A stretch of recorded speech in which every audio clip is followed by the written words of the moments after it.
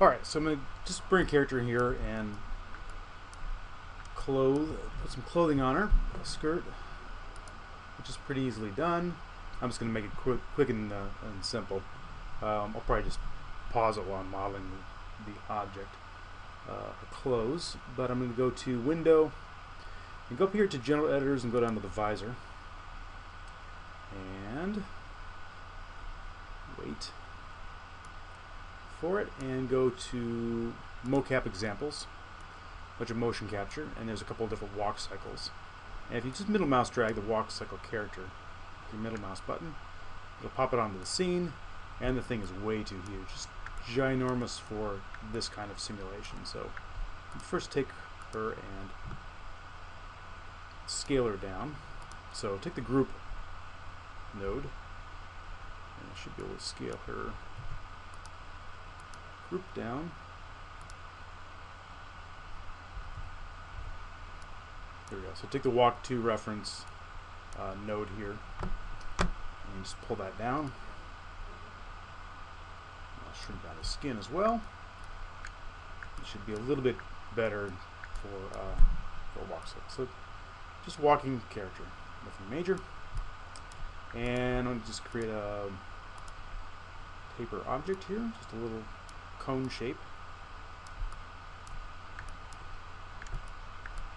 Some A-line skirt thing. And pull that up like that. Alright. I'm not much of a fashionista here, so the shape's going to look a little bit goofy.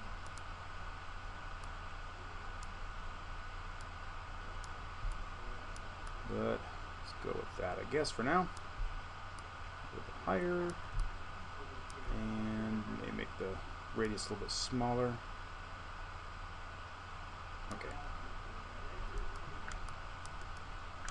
So let's take her mesh here, and we'll just put that on a different channel, a different layer, and just R for reference it. And let's go to face mode here, take the bottom out, create the waist, deleting the top faces. That'll be good.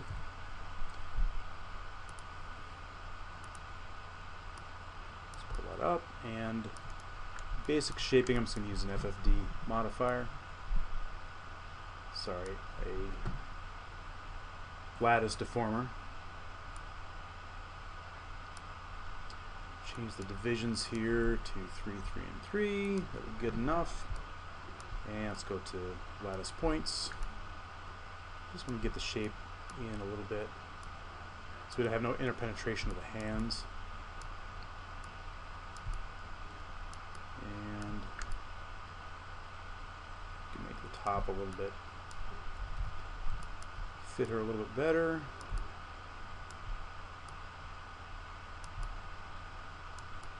Good enough. Out.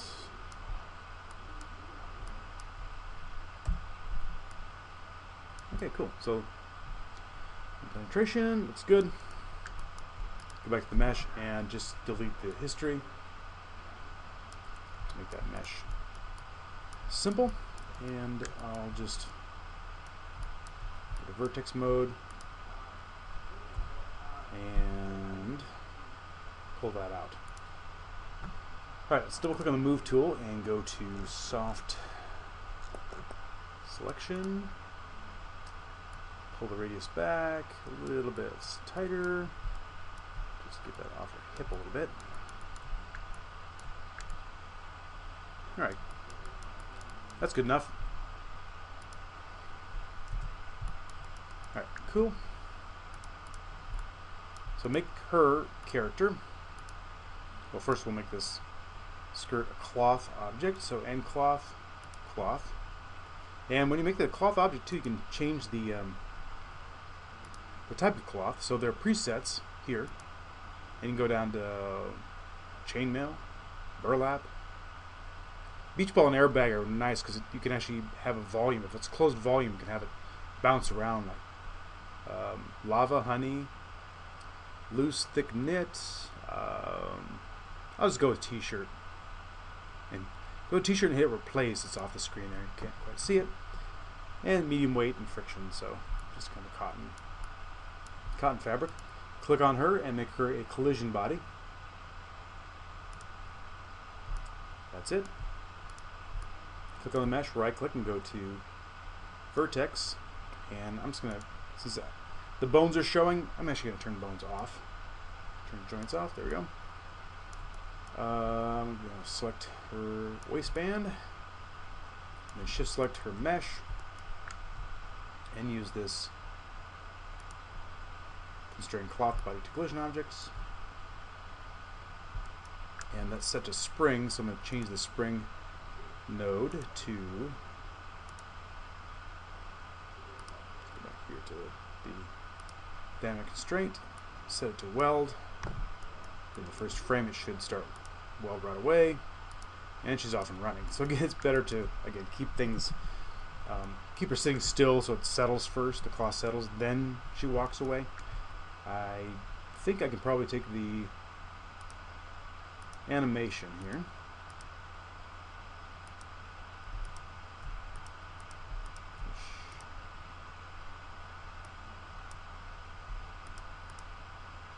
Let's select all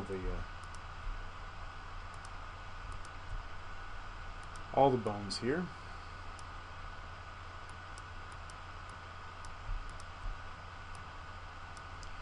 And I'm going to move this forward.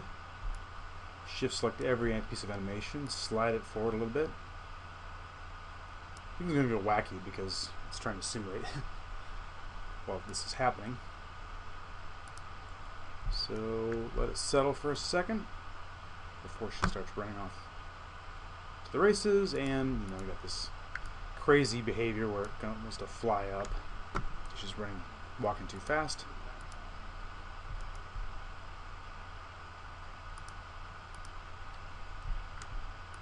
But most of that behavior can be controlled with most of the settings in here. So the cloth shape, collision properties, force field generation, wind field, pressure, air push distance, vorticity. What we want to do is add a little bit of weight to it. Here's the stretch resistance and compression resistance. So it's resisting stretch. It's not allowing it to bend and to the points to separate. So imagine, say, this point here and this point there. Stretch resistance is how much they will stay that length. If stretch resistance was really low, it would allow this point to go down to here. So you'd have much more stretching involved.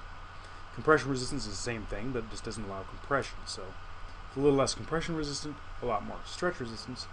Bend resistance is along an edge, how this face and this face bend one way or the other way toward itself. And that's about it. There's also shear resistance, which I don't see here. Oh, there it is. Yeah, shear resistance is a deformation of a rectangle like this to become a rectangle like that. This way or this way. It's called shear. Just a deformation into a parallelogram, essentially. So how much resists that? Rigidity is overall, wants to stay this shape. Wants to keep that shape that you have there. So you could add a little more rigidity to it and get a bit different result. But it would be like almost metal, like a metal can. It's kind of fun. Bounce amount is the bounce off of a collision and the amount of friction. So we increase the friction or stickiness and it will actually stick to the body. That's both the mesh and the collision object. So we want to stick to the legs, like for wet clothing, for example. That may be something you might want to do. Let's lower the rigidity again down to pretty low.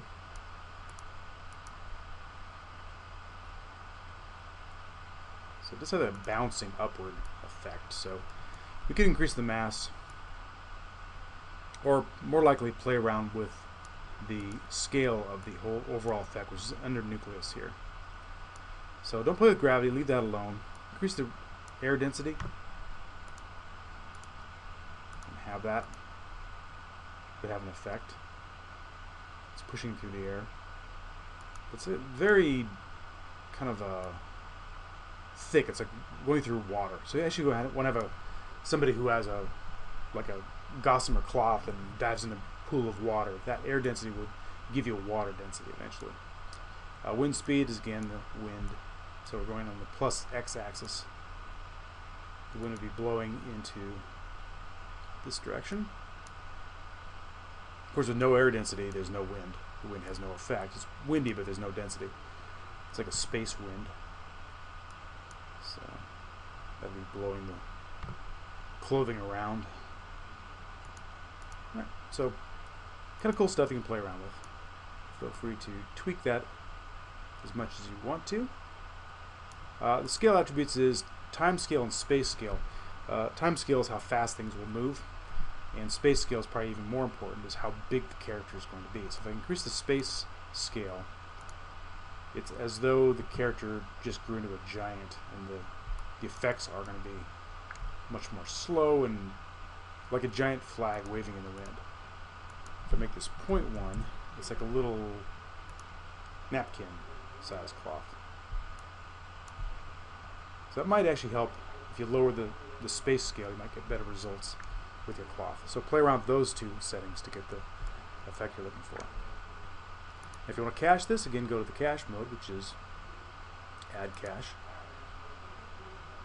I'm going to rename this. It saves a cache file as an XML file. Go to delete the cache. It's existing. Now we'll cache it out.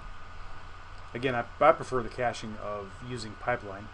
Alembic, I find that to be a lot better because you can cache that out and put it back in any old time you want. So there's that cache. So if I stop this, I'm going to hit escape here to stop the caching. There we go. So I should be able to scrub through this and back and see the effects. But I prefer selecting the mesh, select both of them in fact, and go to Pipeline Cache Alembic and export selection into Alembic. +1.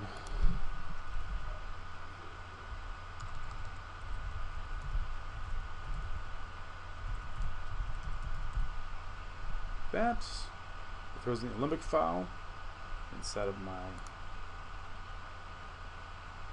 the wrong one here. There should be a folder there called Alembic.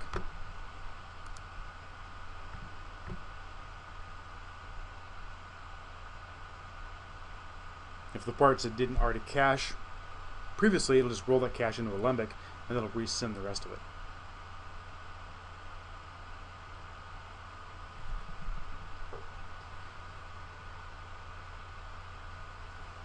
Run off the screen there, that's good. And now I can make a new file.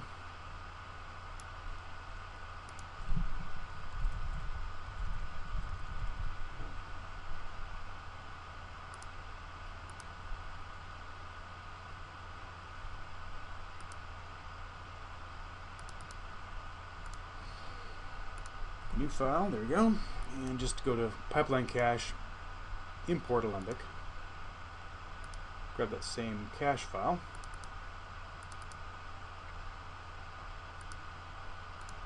Pop that in, and now that's going to be running at full speed with no overhead at all. So that's how you do it in production.